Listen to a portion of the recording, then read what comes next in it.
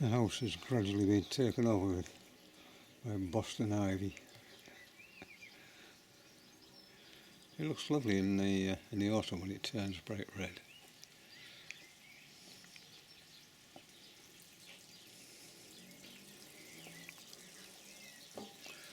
It's a real prolific grower. You can see there it's half covering that window to open. Give it a trim.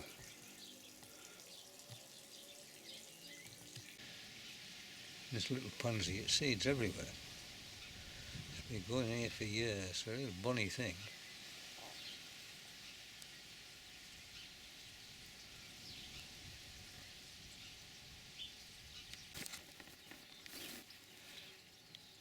And this is sage. The bees love it. It's taken an absolute pounding in the rain.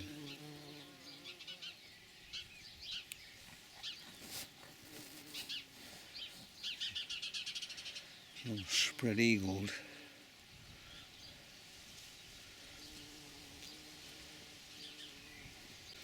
A whole range of rampant weeds or wildflowers. This is called nipplewort. Little tiny flower. I've never seen any insects on it. It grows quite tall.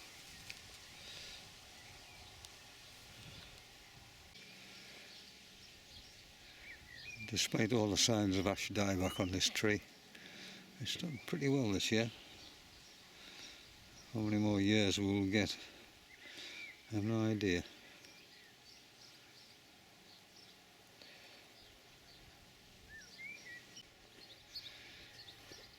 You can see it all there.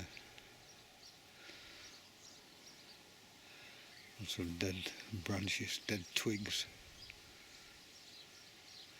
It's a shame. The strawberries are beginning to ripen and the birds are beginning to take a liking to them. So we've covered it all with a net.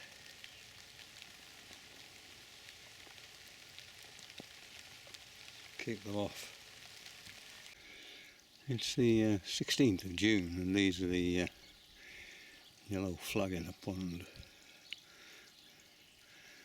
The rhizomes are incredibly tough when they take over the pond. Horrendous things to remove. You need a really tough saw to get them out. So I just keep it controlled into this corner here. It's a lovely flower.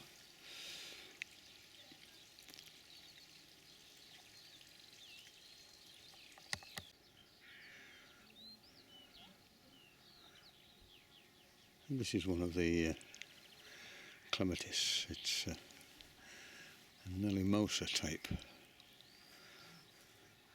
And this year it's just excelled itself.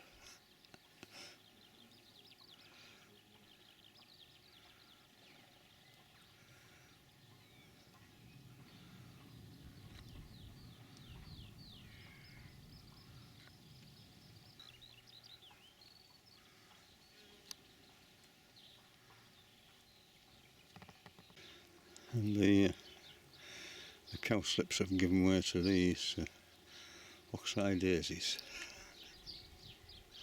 A wonderful display that is.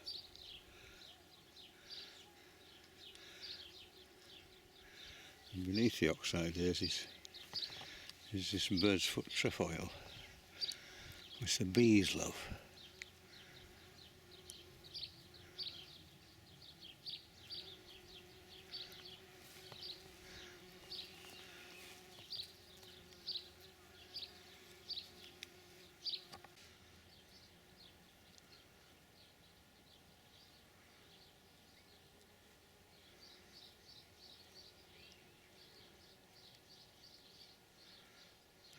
Lovely.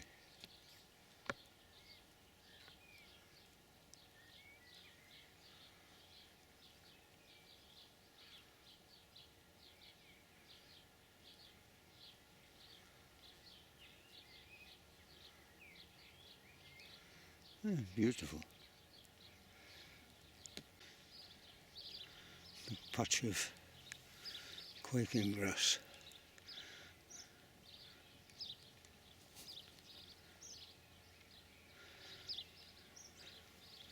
As you find in fine meadows on poor ground.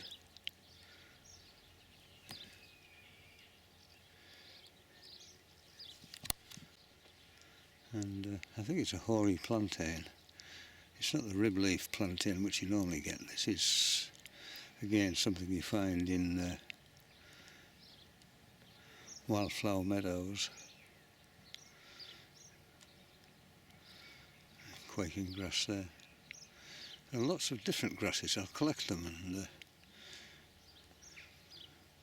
have a look at them later.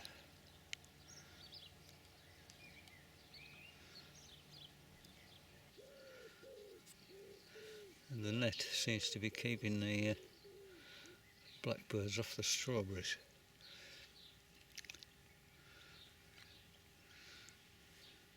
So we should get a lot more this year.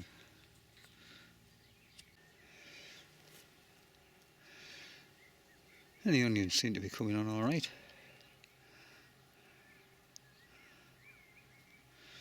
And keep on top of these weeds.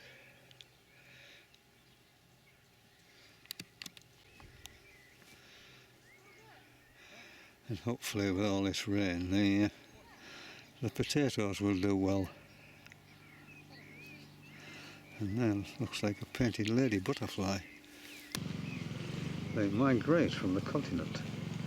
So this thing has flown about 400 miles to get here. I'll just take a long distance shot because it'll probably fly off. You can see the ends of its antennae of a little white spot.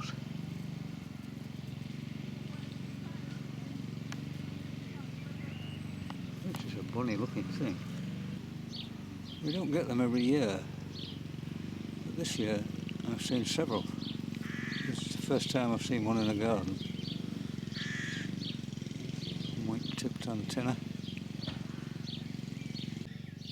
The asparagus is now about probably 8 feet high. Lots of tiny flowers. But the bees don't seem to have discovered it yet.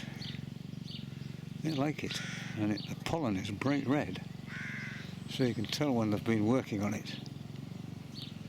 They have bright red pollen baskets on their legs. One of the most difficult weeds to get rid of in the garden is cleavers, or goosegrass. The whole plant is covered with little hooks.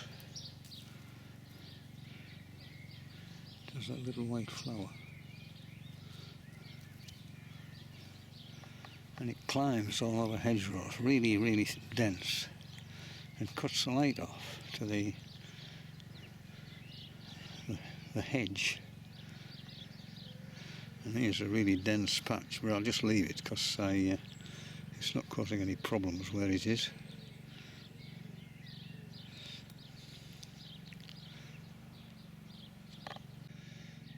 And after the flowers on the silver birch trees, you get the seeds, the fruits.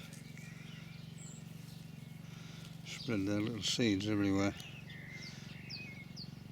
It's really a tree weed. It grows on waste ground. This one's particularly nice because it's sort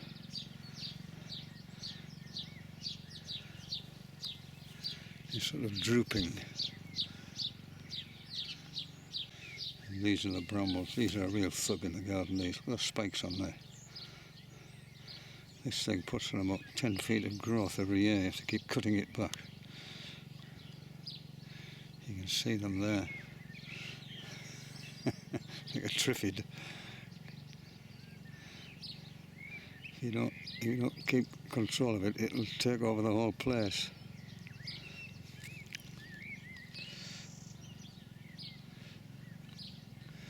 This is another one of the umbellifers. This is hogweed. There are two versions of this. This is the common or garden British hogweed, beloved of little insects. You can see one on there. Little tiny flowers. And there's an ornamental one which has escaped into the countryside, particularly on river banks, called giant hogweed. And it's enormous. It grows about 10 feet high with huge leaves. And the sap, for some people, makes the skin far more susceptible to sunburn. And it can last for years. Not only for humans, but also for animals. So if you come across the giant hogweed on riverbanks, avoid it and keep your dog away from it as well. This is another of these bramble bushes. See these huge growth this year, much more than last year. And of course it's on this new growth that you get the flowers and fruit next year. But this year they haven't opened up yet. But judging by how many there are, it's going to be a prolific year for brambles.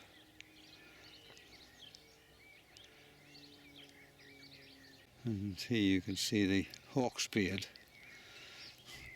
Lots of them produce these wonderful seed heads.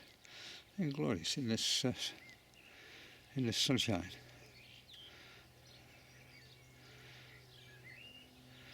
These are the flowers, which, as I said before, I've never seen them open. But these, yeah, wonderful. But they are prolific. I might have to next year go around and pull a few of them out. They're beginning to take over the place.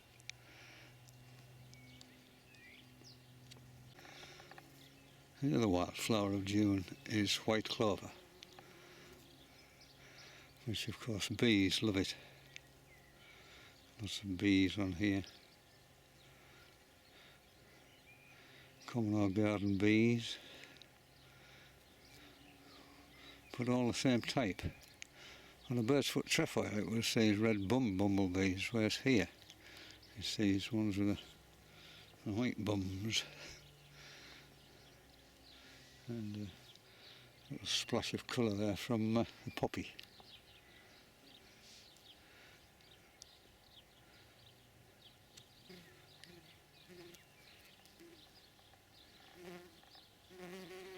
It's a busy life for a little bee.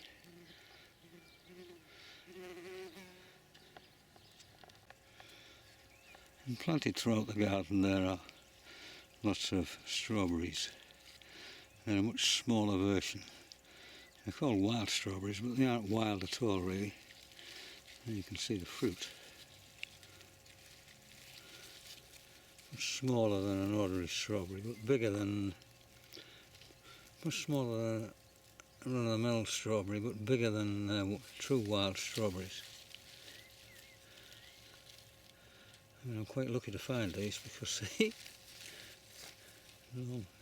normally they're eaten very quickly, I suspect by hedgehogs. There are dozens of these in amongst the grass. And this is the top wildflower meadow. It's heaving with vegetation. Not much of it seems to be chickweed. And shepherd's purse, which are weeds. No, I'll just leave it. I mean, you couldn't possibly weed this. You'd have to trample all over it.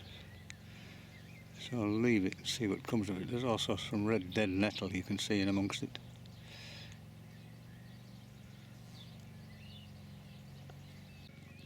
And this red oak, which started off so well during the year, has succumbed to the same thing as last year, although not quite as bad. And it starts down at the bottom and gradually works its way upwards. I think it's a soil deficiency. I think there's something in the soil, or not in the soil.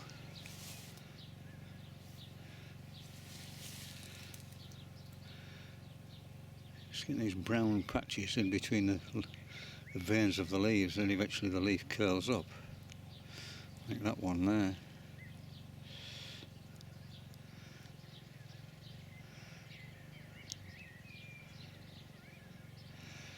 I thought when it happened last year it was because of the drought.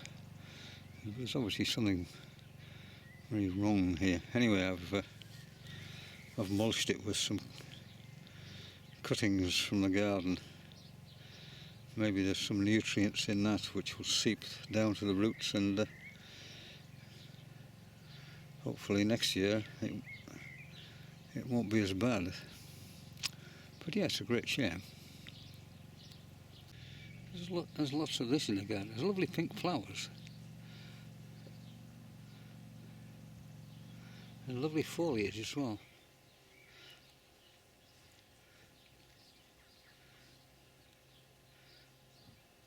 I mean, we call it a weed. But what's a weed? It's just a plant in the wrong place.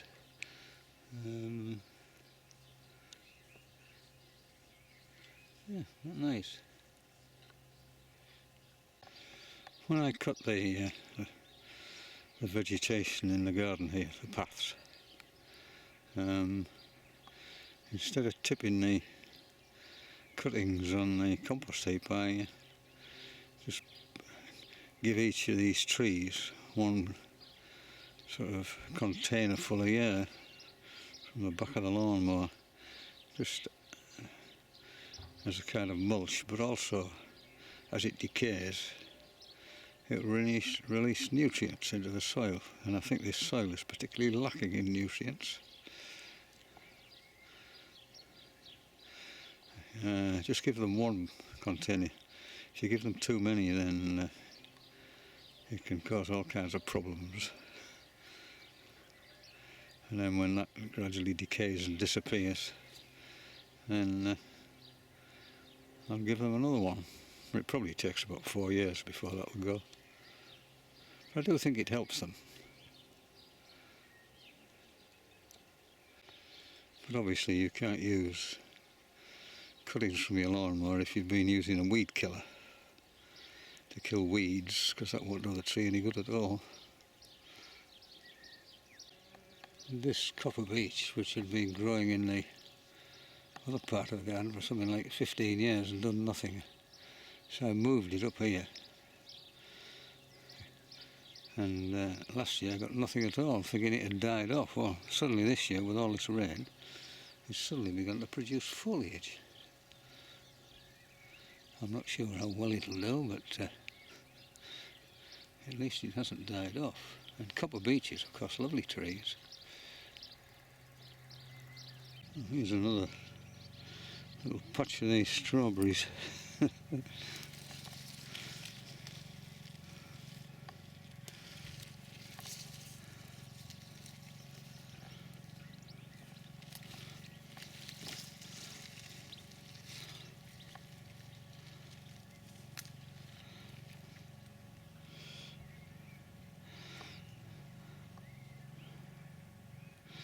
don't know whether finding these is a statement about hedgehogs, because normally these disappears in no time at all. Maybe there are fewer hedgehogs about. This little yellow flower, another member of the pea family, I think it's called hop trefoil. And the smaller red bumblebees, they like it, but they don't stay still for long enough. You can get a photograph of them before they're off.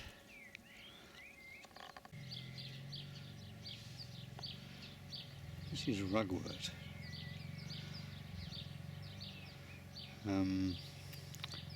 Produces a yellow daisy-like flower and masses of seeds, but it is very poisonous to horses.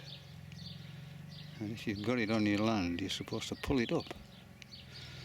Well, the worst offenders seem to be the local council, because all along the roadsides later on in the year there is masses of ragweed blowing seeds all over the place. I tend to keep on top of it with glycophosphate weed killer.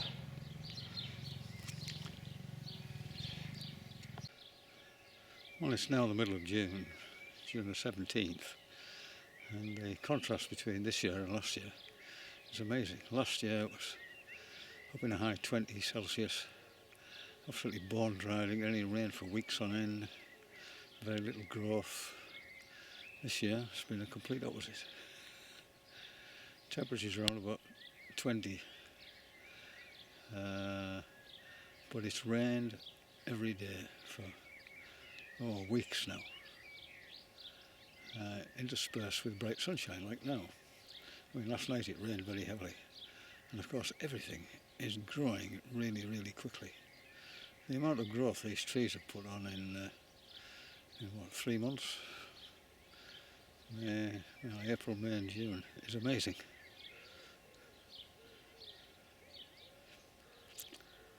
They're absolutely thriving in it, most of them. Just the red oaks, they don't seem to like it at all. I mean, there's only 4 of them, but every one of them is struggling a little bit.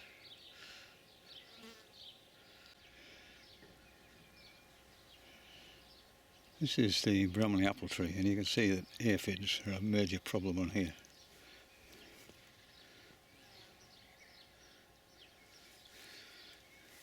This branch has been particularly badly affected. I've avoided using insect sprays on here because the bees are attracted to the honeydew which they give off, but it's reached a stage now where I'm going to have to consider spraying it with some insecticide. If I do it late in the evening after all the bees have gone home, as it were, hopefully it will kill the aphids without harming the bees. But if I don't do anything, this tree is going to suffer even worse than it already is. And this strange creeper appears from nowhere every year and uses the yew hedge. Where it comes from, I don't know. Pull it out every year and it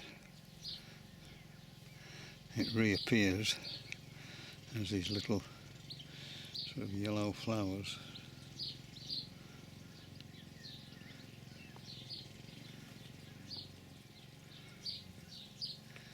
These tendrils for clinging onto things. See one there all coiled up.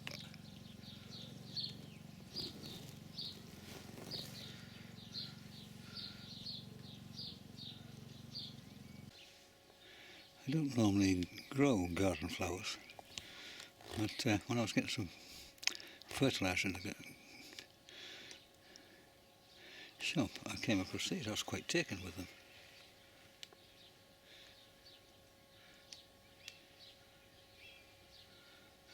I can't remember its name. There's another version of it. It's very, very pretty. And this is another version of it.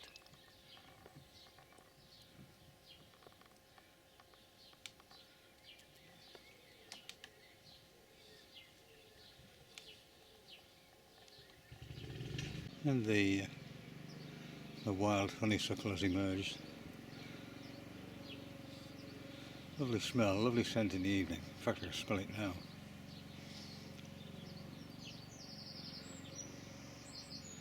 Against this background of rampant ivy.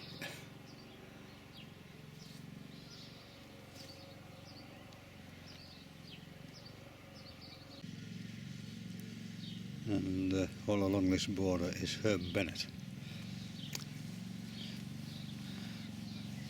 Many little yellow flowers and these incredibly hooked seed heads. Thousands of them.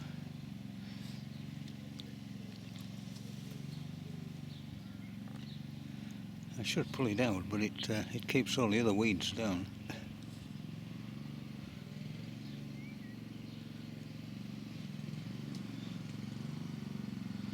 These little seeds with lots of little hooks on.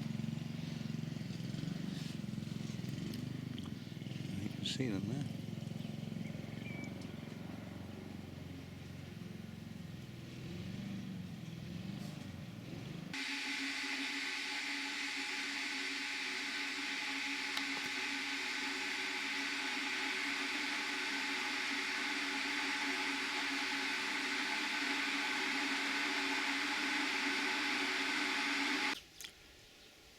Some of the common things in the garden is grass. And we tend to think of grass as just grass, something that needs cutting twice a week or once a week if you can get away with it. But as I walk around the garden and look at these mature grasses, there are a sizable number of different ones. So I thought I'd do just video them as I'm meandering around and then collect them and try and identify and see what they are and look at the big differences between them. We tend to pass them by and not notice them. Well, I think there are 12 altogether.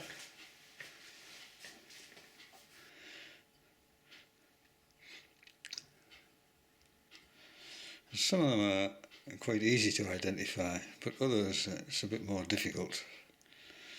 We'll just have a look at these. Get the book out.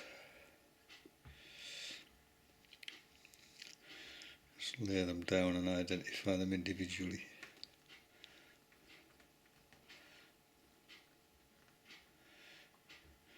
Tremendous variety of forms.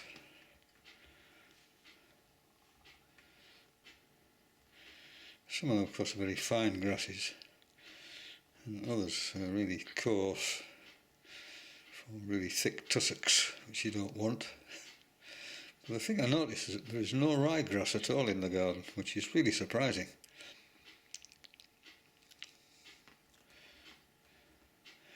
Anyway, enough twizzling about. Let's just have a look at them individually. I think this thing's called barren brome. These spiky things that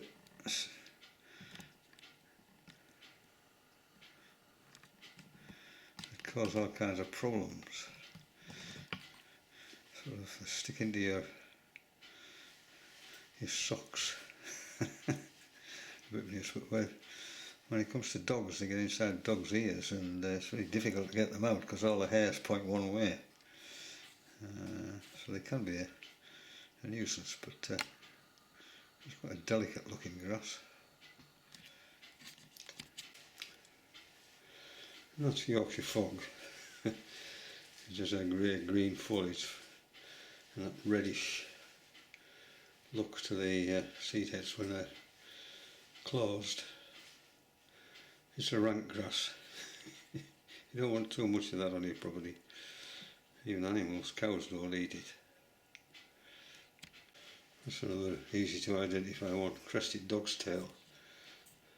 Very fine grass, you only find it in fine grasslands. Another easily recognised one, very tall grass, cocksfoot. Again, you find it growing in all kinds of waste places. A tough grass, forms big tussocks. This is one of the easiest of all to recognise. Quaking grass, of course, or shaking grass they sometimes call it. In a slight breeze, these little seed heads all shiver. Again, you only find it in fine grasslands, usually chalkland or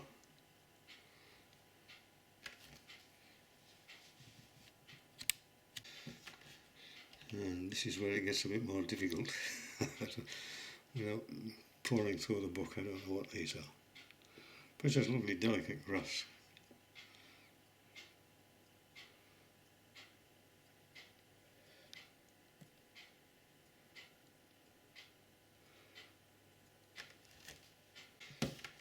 See another really coarse grass. It's called false oats, I think. It grows very tall. In the wind it has a slight silvery sheen to it. You see those spiky bits sticking out the top of each of the flowers. These things are called awns.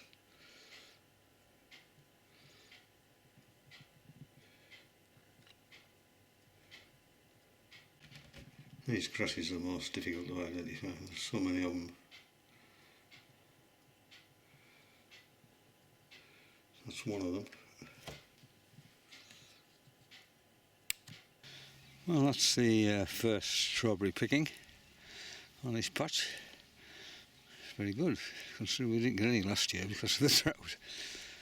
But well, the weather's been really good. If it's too hot, the fruit ripen and goes soft, and you get molds growing on them and botrytis growing on them. Whereas this rather cooler weather is you've got slightly firmer fruit and very little in the way of mould.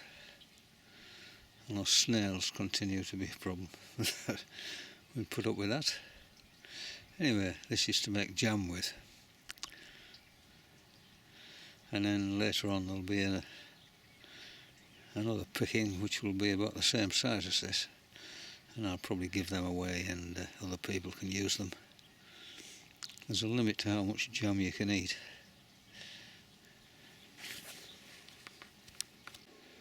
It's June 26th. Sparrows going berserk. This is the potatoes. You see all those weeds after I weeded it. There are two varieties in here. There's this one at the top end, which is King Edward's, and then these at the bottom end are Desiree. And I just used some potatoes I had left over from last year, and they don't look as if they're doing terribly well at all. There's probably some kind of virus in them. If you want virus-free potatoes, then you've got to buy sets from a virus-free farm somewhere, Scotland usually. I'll just give them a sprinkling of fertiliser, see if you can bring them on a bit. After all that rain drowned the other courgettes, I've managed to get one. That'll be enough for me. Amongst all these weeds, the beans, these French climbing beans, all supposedly different colours. I've got 2 or 3 spares to go in here. They're just beginning to show us. Well, they need really warm weather. Once we get a decent bit of heat next week, they'll probably take off. I don't worry about the weeds, because the beans, of course, are growing up with sticks. I'm all away from the weeds.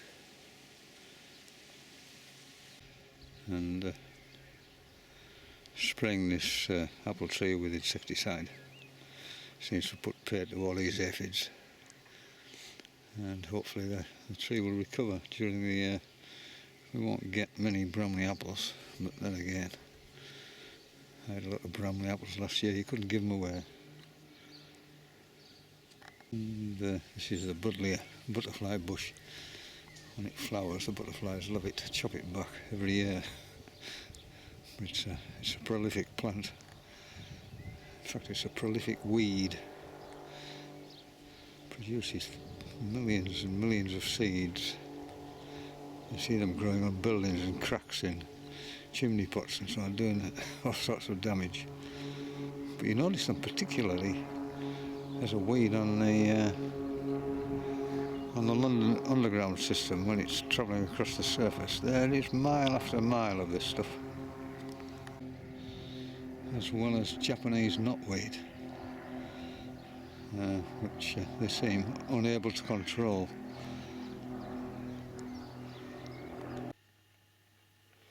It's really strange to see it out at this time of night, 7 o'clock.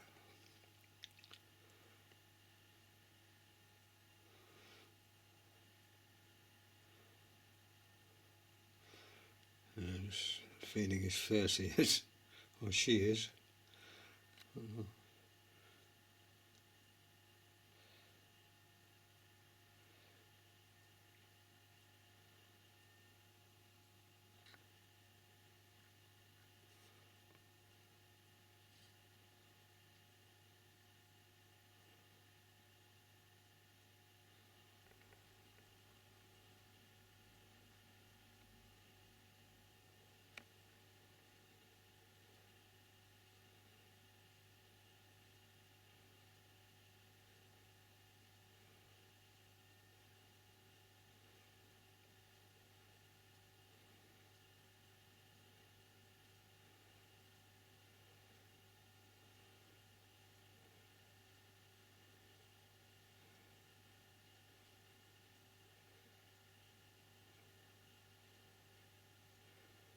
Oh, lovely to see. You don't often get the opportunity because they're normally. You don't often get the opportunity because they normally come out at night.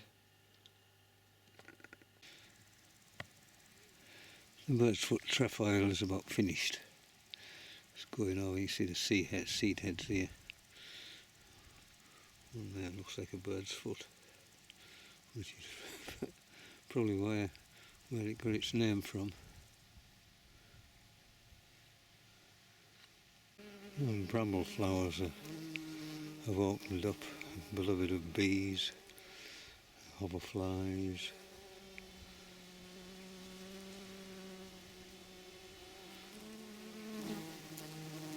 And all over it.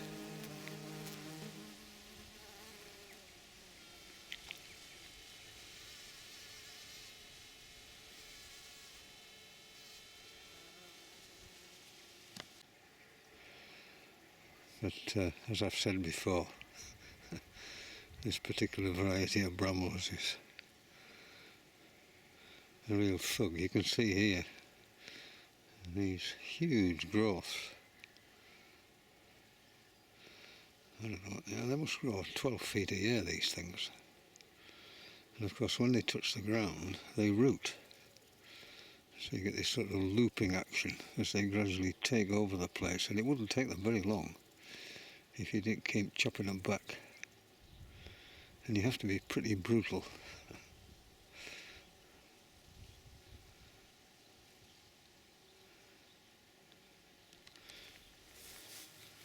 But it does produce the most wonderful brambles.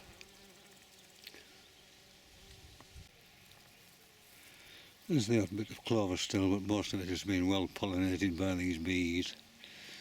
All these flower heads producing seeds. Most of the flowers are finished now. Seed producing and growth time it is.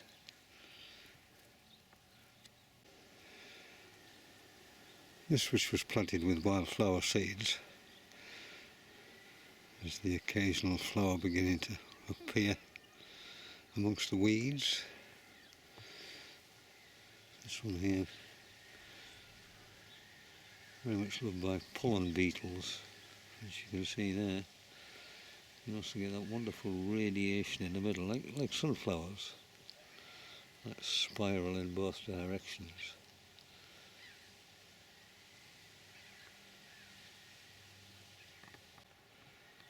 Incredible blue flower of the cornflower. Well, you get different colours amongst the mix.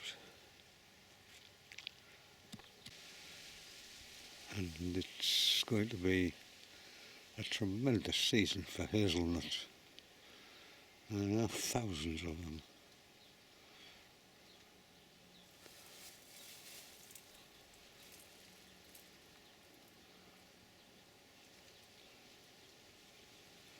What we really needed here is some dormice. But you wouldn't want to attract them with all these cats about. Seed head of the ribleaf plantain. For some reason it's about 4 feet tall. Normally it's only about 18 inches.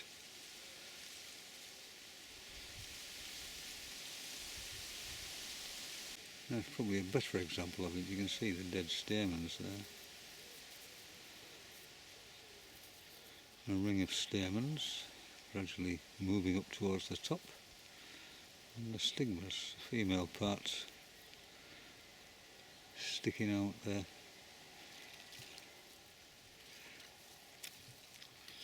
You see the female part sticking out there, I think. If we're lucky, I'll put my hand behind it, you probably see them better. Little white hairy things sticking out, waiting for some pollen to land on them.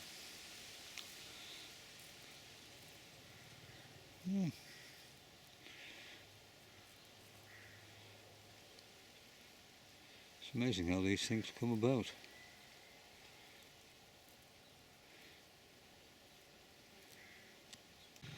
Oh, there is a gall.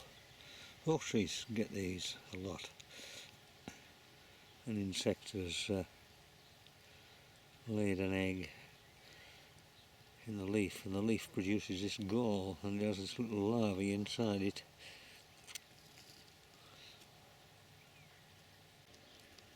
There you can see a lot more of these galls.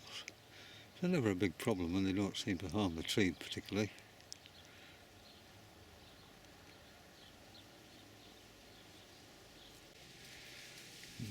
In this part of the garden, which I've just let go, is this umbrella-like flower, flat top thing. That probably have to wait for it to open up.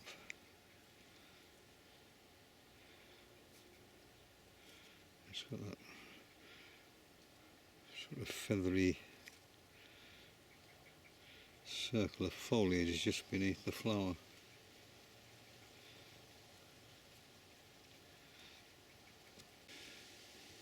And lots of the oak trees are going to be producing acorns this year. Up to now only one of them has produced acorns, so that's very pleasing. It's been a tremendous year for strawberries. This is probably get one more picking.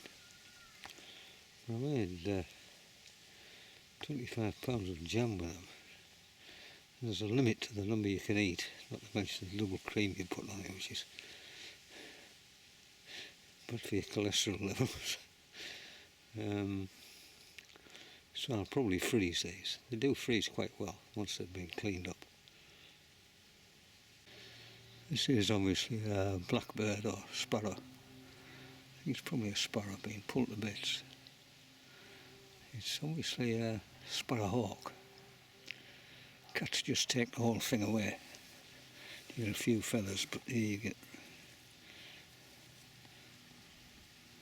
bits of bone that's left behind.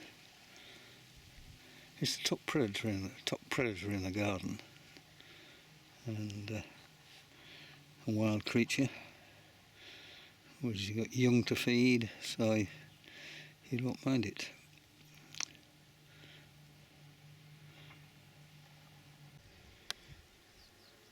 I think this flower is called greater knapweed. It comes up every year, but you never get more than the one plant, and on it is a cinnebar moth. I've seen 3 in the garden today.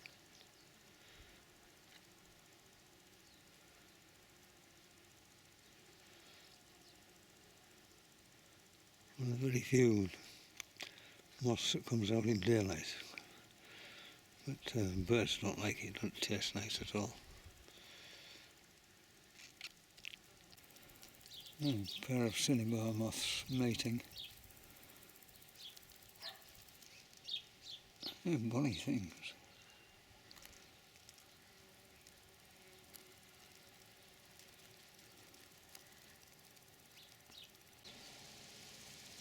This is the remains of the chrysalis.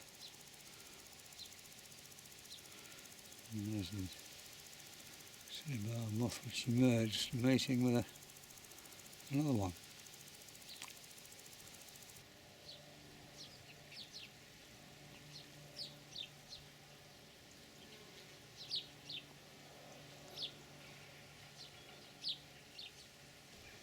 Another one. I think the larvae feed on birchfoot trefoil. It's a yellow flower.